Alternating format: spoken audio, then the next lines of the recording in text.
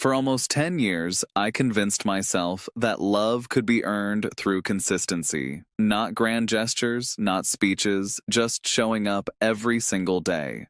My name is Ryan, and for nearly a decade, I built what I believed was a good life with my wife, Megan, in a quiet suburb just outside Indianapolis, Indiana.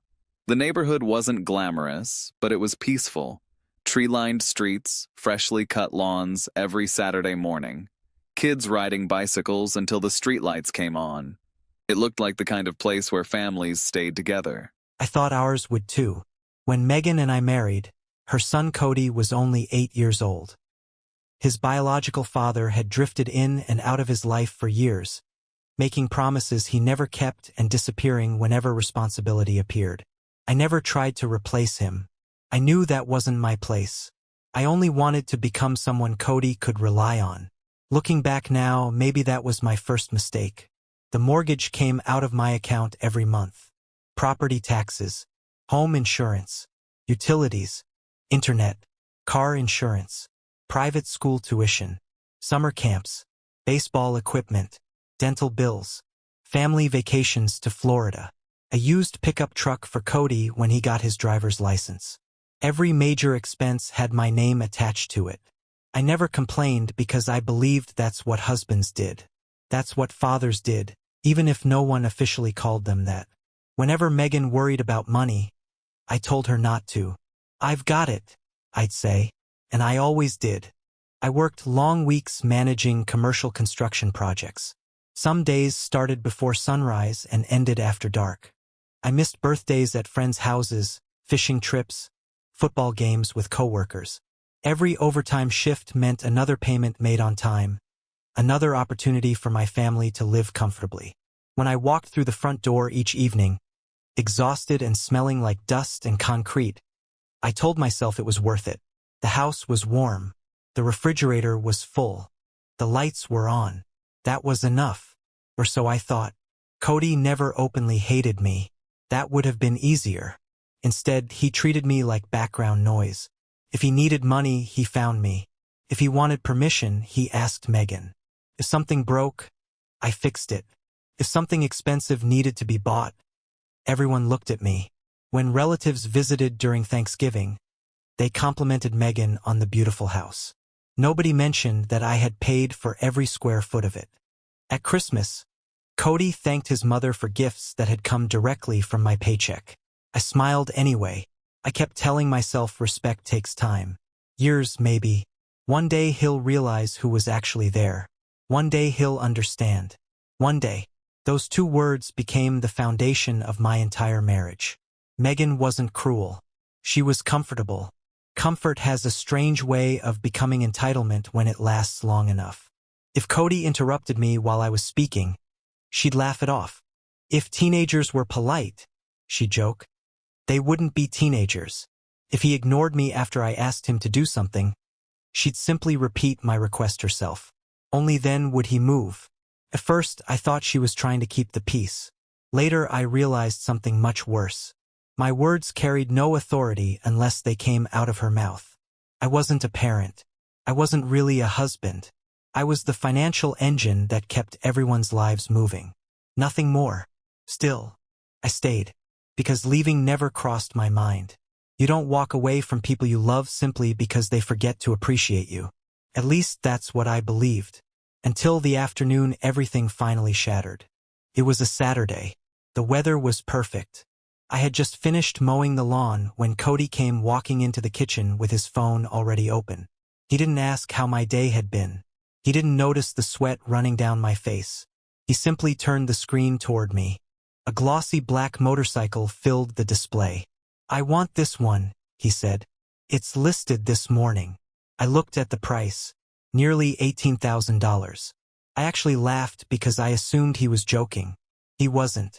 The motorcycle on Cody's phone looked like something built for a boy who had never understood consequences. Black body, chrome edges, a machine made of speed, noise, and arrogance. I stood there in the kitchen, still in my grass-stained jeans, sweat drying on my neck, the smell of cut lawn clinging to my shirt. My hands were rough from work. His were clean. $18,000, I said quietly. Cody shrugged. Not a guilty shrug. Not even embarrassed. Just impatient. Yeah, it's a good deal. I looked at him for a long moment, waiting for some sign that he understood what he was asking. Waiting for the old dream inside me to wake up and say, he's still young. Be patient. But Cody was 17 now. Almost a man. Old enough to know the weight of money. Old enough to know I had never been a fountain he could kick and still drink from. Cody? I said, keeping my voice calm. You already have a truck. That truck *CKs. That truck is paid for. It's embarrassing. I almost smiled at that. Embarrassing. That word sat between us like a dirty plate on a clean table. I had bought that truck after 3 months of overtime, after dragging myself home half dead from job sites, after skipping things I wanted because he needed something reliable. I remembered standing beside him in the driveway, watching him run his hand over the hood like it was treasure. Back then he had grinned. Back then he had said thanks. Once. Now it was embarrassing. I wiped my hands on a towel and set it on the counter. I'm not buying you a motorcycle, I said. His face changed instantly. Not disappointment. Offense. As if I had stolen something that already belonged to him. I didn't ask you to buy it, he said. Just give me your card. I'll figure it out. You'll figure out $18,000? He rolled his eyes. Mom said you could help. That stopped me. Megan was in the next room, pretending not to listen. I knew she was there. I could feel her silence. It had a shape by then. A familiar one. Soft when it should have been firm. Absent when it should have stood beside me. I called out, Megan. She walked into the kitchen slowly, holding her coffee mug with both hands. Her face already carried irritation, as if I had dragged her into something unreasonable. What? She asked. Did you tell Cody I'd buy him a motorcycle? She looked at Cody first. Not me. That told me everything before she said a word. I told him we'd discuss it, she said. We. Her eyes narrowed. There it was again. That tiny flash of resentment whenever I reminded her that we usually meant my bank account. Cody scoffed. It's not that big a deal. I turned back to him. It is a big deal. Motorcycles are dangerous. You don't need one. And I'm not putting $18,000 on a credit card because you're bored with the truck I already bought you. He laughed once. Cold. Ugly. You always do this. I stared at him. Do what? Act like some big authority because you pay for stuff. The house went quiet. I felt something inside me tighten. For years I had ignored the little cuts. The way he skipped my birthday unless Megan reminded him. The way he called the house Mom's place, even though my name was on the deed. The way he never introduced me as anything except Ryan. Like I was a neighbor who happened to sleep upstairs. But this was different. This was the truth coming out without its mask. I looked at Megan. She said nothing. Of course she didn't. Cody stepped closer, phone still in hand. You're not my dad. You don't get to tell me what I need. There it was. The sentence every stepfather hears in his nightmares. It didn't come with thunder. No glass shattered. The walls didn't crack. The sun stayed bright through the kitchen windows. But something in me died. Quietly. Completely. I had imagined that if he ever said those words, I would rage. I would shout. I would demand respect. I would list every bill, every sacrifice, every year I had poured into his life. But when the moment came, I felt calm. That was the frightening part. Calm like a man standing at the edge of a burned field, finally accepting nothing would grow there again. You're right, I said. Cody blinked. Megan's expression shifted. I saw it. A flicker of alarm. Because I had not sounded hurt. I had sounded finished. I'm not your dad, I continued. And since I'm not your dad, I'm not buying you a motorcycle. Cody's jaw tightened. Mom. Just that. One word. Command. Megan set her coffee mug down harder than she needed to. Ryan, don't be like this. I turned to her slowly. Like what? Punitive. I almost laughed. Punitive. A man says no to an $18,000 toy, and suddenly he is cruel. A boy spits in his face, and somehow the wound belongs to the boy. Megan, I said. He has a vehicle. He has school paid for, insurance paid for, gas paid for most months, a roof over his head, food, clothes, vacations. He is not suffering. He's asking for one thing. He's demanding my credit card. Cody snapped. Because you can afford it. The words hit harder than "you're not my dad," because that was the part they both believed. Not that I should help. Not that I might choose to. That I could afford it, therefore they were entitled to it. I looked at Megan again, and for one final second, I gave her a chance. One last open door. One last chance to stand beside the man who had carried her life for nearly 10 years. She could have said, "Cody, apologize." She could have said, "Ryan is right." She could have said, "This is not how we treat him." Instead, she picked up the mug. It happened fast. Her face twisted. Not with fear, not confusion, but anger. Pure anger. The kind that comes when entitlement is denied and calls itself love. Then she threw the coffee at me. Hot liquid struck my chest and neck, burning through my shirt. The mug hit the cabinet behind me and shattered on the tile. Brown coffee ran down my clothes, dripping from my sleeve onto the floor I had paid to install. For a second, nobody moved. My skin burned, but I barely felt it. Megan was breathing hard, her eyes shining with fury. Then she screamed the words that ended my marriage. "Give him the money or get out." There are moments in life when a man does not need to think because the truth has already been thinking for him for years. I looked at Cody. He wasn't shocked. That was what I remember most. He wasn't horrified that his mother had thrown hot coffee at me. He looked relieved, like the proper order had been restored, like I had finally been put back in my place. I looked at Megan, my wife, the woman I had loved, the woman whose hand I had held in hospitals, whose debts I had helped clear, whose child I had tried to raise as my own. And I saw no partner there, only a woman guarding the boy she had taught to use me. I took one breath, then another. I didn't yell. I didn't curse. I didn't call the police. I didn't give Cody the satisfaction of seeing me break. I reached into the bowl by the door and picked up my keys. Megan's voice followed me, sharper now, uncertain beneath the anger. "Ryan, don't you walk away." I stopped at the entrance to the hallway. For years I had walked toward them, toward the bills, toward the problems, toward every emergency they created and expected me to solve. That afternoon, for the first time, I walked the other way. I opened the front door. Behind me, Cody muttered, "He'll be back." Maybe Megan believed it too. Maybe they both did. After all, I had always come back before. After every insult, every silence, every swallowed humiliation. But when I stepped onto the porch and felt the Indiana air hit my burned skin, something inside me became still. Not peaceful, not free, still, like a grave after the dirt settles. I got into my truck, started the engine, and backed out of the driveway without looking at the house.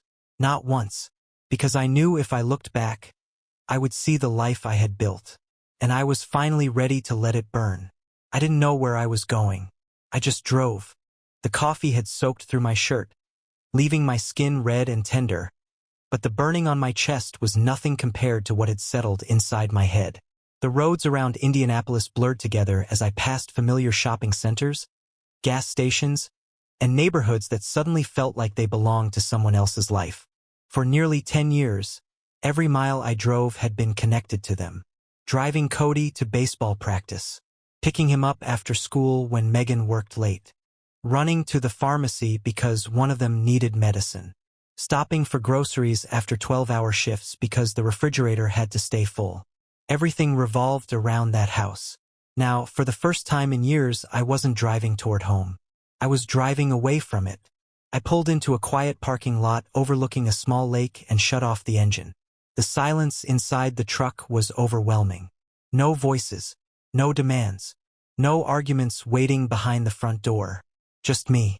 I looked down at my shirt. Brown stains covered the front, the smell of stale coffee filling the cab. Funny. I had spent years trying not to stain that family with conflict. One cup of coffee had exposed everything. My phone vibrated. Megan. I watched it ring until it stopped. A minute later it rang again. Then Cody. Then Megan again.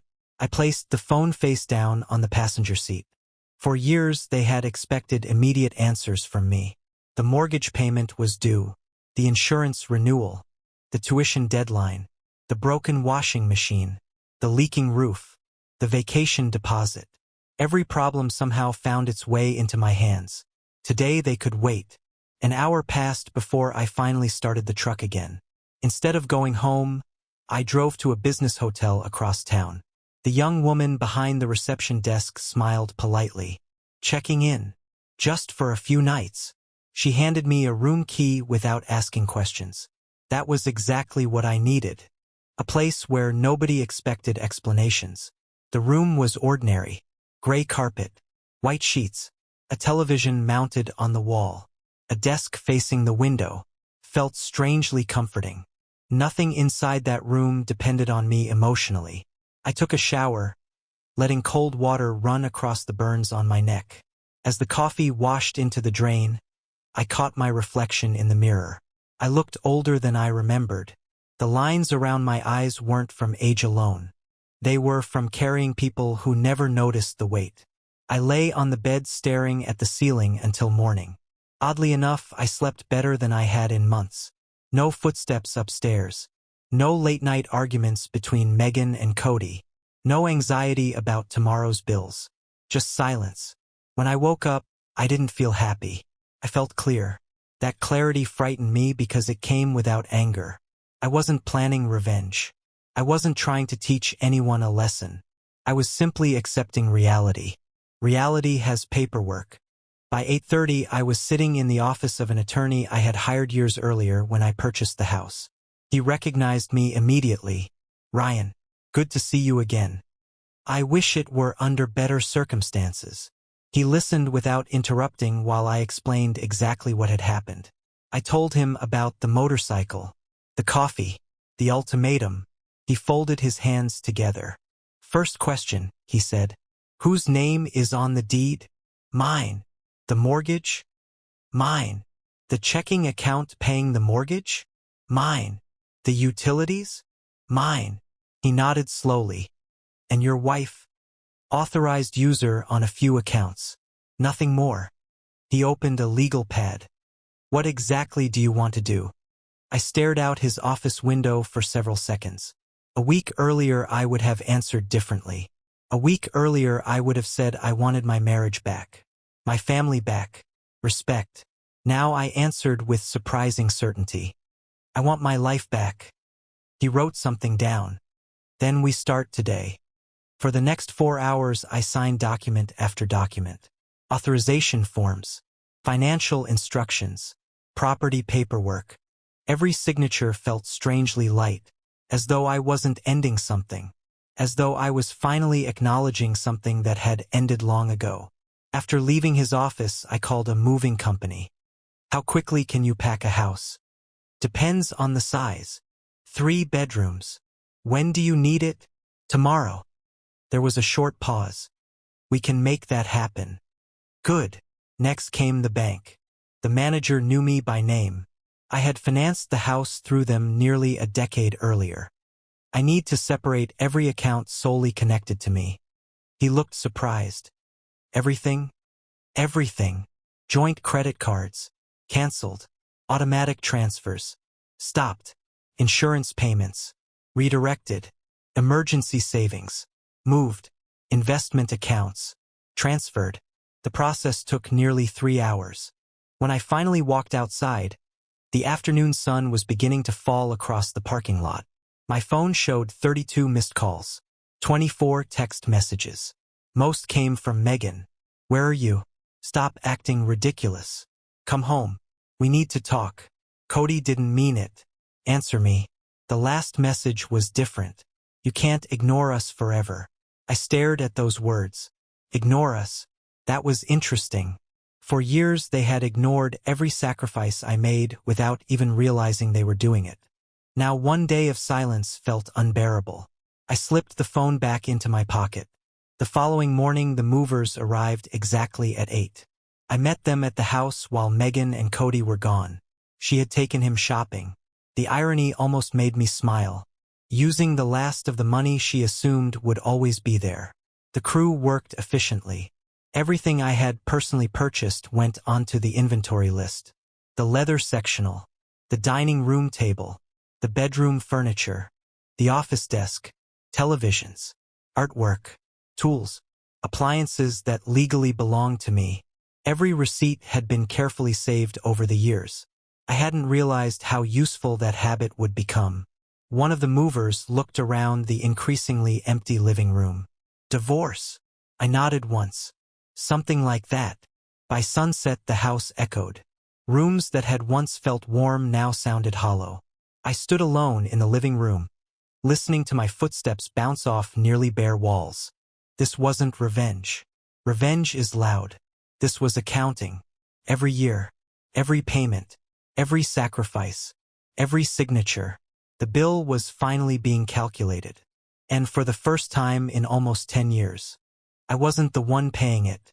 Megan and Cody came home 3 days later expecting victory. They thought silence was weakness. They thought absence was surrender. They thought I was somewhere alone, ashamed, waiting for my pride to cool enough to crawl back through the front door. That was the story they had written for me. I suppose I had helped them write it. For years I had always returned. After every insult, after every eye roll, after every dinner where Cody spoke through me like I was empty air, after every moment Megan looked away when she should have defended me. I came back because I believed endurance was love. I was wrong. Love without respect becomes a cage. And I had finally found the key. I was not in the house when they entered. My attorney was. A sharply dressed man named Ellis sat in the middle of the living room, calm as a funeral director. His suit was dark gray, his shoes polished, his briefcase open beside him. On the coffee table sat a thick folder filled with documents that had taken years of sacrifice to create and only 3 days of clarity to we *p*****. The house must have looked strange to them. Half empty, echoing. The sectional gone. The television gone. The framed photographs removed from the hallway. The dining table where we once pretended to be a family was gone too. Only the things legally belonging to Megan remained. A few lamps, some kitchenware, Cody's gaming chair, his posters, the cheap decorations she had bought with my card and called hers. I imagined Cody stepping inside first, probably laughing at something on his phone, until the silence swallowed him. Then Megan behind him, keys still in hand, grocery bags hanging from her fingers. Then Ellis rising from the chair. "Mrs. Whitaker," he would have said. "Cody, please sit down." I did not need to be there to know what happened next. Megan would have demanded to know who he was. Cody would have called me dramatic. They would have expected the world to bend again. But papers do not bend. Signatures do not cry. Legal ownership does not care who feels offended. Ellis called me afterward from the driveway. His voice was professional, almost gentle. "They've been served." I sat in my hotel room by the window, watching traffic move along the highway like veins carrying life somewhere else. "How did she take it?" I asked. There was a pause. "Poorly." I closed my eyes. "Not from regret. From exhaustion." He continued. I explained the property sale agreement, the account separations, the termination of discretionary payments, and the notice to vacate. "And Cody?" He was very quiet by the end. Good. Quiet was where truth began. For nearly 10 years, that house had been treated like Megan's kingdom and Cody's inheritance. But it had never been theirs. The deed was mine. The mortgage was mine. The down payment came from money I earned before I ever married Megan. Every renovation, every repair, every insurance payment, every tax bill had come from my accounts. They had lived inside my labor and called it home. Now the walls had finally introduced themselves. Megan called me 17 times that evening. I answered none of them. Then came the texts. "Ryan, what is this? You sold our house? How could you do this to us? Cody is scared. Please answer. This is insane. We can talk." I stared at that last one for a long time. We can talk. Strange how talking became possible only after the money stopped listening. I did not respond. By midnight, my phone buzzed again.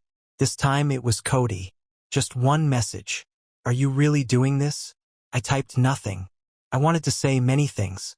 I wanted to say that I had already done it. I wanted to ask whether he had felt scared when his mother threw hot coffee at me. I wanted to ask whether he had thought of me as a person when he demanded my card.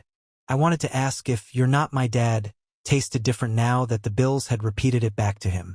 But I said nothing. Silence had become my only honest language. The next morning, Megan finally reached me from an unknown number. I answered by mistake. "Ryan," she breathed. Her voice was broken in a way I had once believed would break me too. "Didn't. What do you need, Megan?" She began crying immediately. Not soft tears. Panic. "Please don't do this. Please." I was angry. I shouldn't have thrown the coffee. I shouldn't have said what I said. "No," I replied. "You shouldn't have. Cody didn't mean it either. He meant enough. He's a kid. He's 17. He was upset. He was entitled." Silence. Then she whispered, "We're your family." I looked around the hotel room. A suitcase by the wall. A folded shirt on a chair. Plain white bed. Nothing there was warm. Nothing there was beautiful. But nothing there lied to me. "No," I said. "You were my expense." She gasped like I had slapped her. Maybe I had. Truth can sound cruel when it arrives late. "I loved you," she said.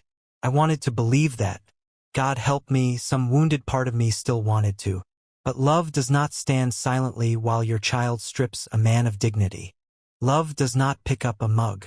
Love does not shout, "Give him the money or get out." "You loved what I provided," I said. "There's a difference." Her crying hardened into anger. "So that's it? You're just throwing us away?" I almost laughed. There it was. The old trick. The one where I became the villain because I stopped bleeding on command. "I didn't throw you away," I said. "I walked out after you ordered me to. You know I didn't mean.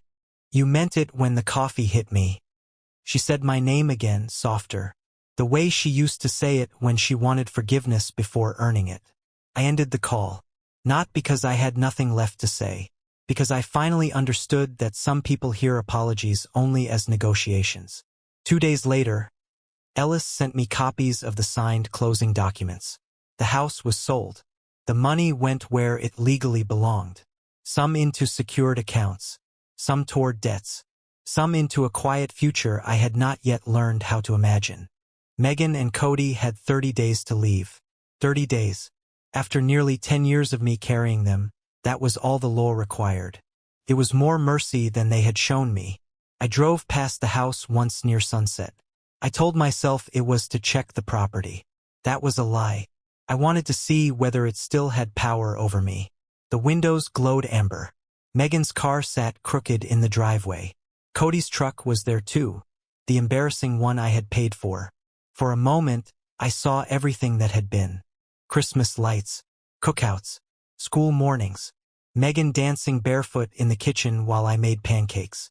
Cody asleep on the couch when he was small, his hand hanging over the edge, trusting the world because I had made it safe. It hurt. Of course it hurt. Walking away from a life you built is not freedom at first. It is amputation. Necessary. Bloody. Final. Then the front door opened. Cody stepped onto the porch. He looked smaller than I remembered. Not younger. Smaller. The arrogance had drained out of his shoulders. He stood there staring at the yard, at the street, at the life cracking beneath his feet. He did not see my truck down the block. Good. I watched him for only a second more. Then I drove away. Some lessons arrive as advice, some arrive as loss, and some arrive wearing a suit, carrying a folder, sitting calmly in the living room of a house you thought would never stop belonging to you.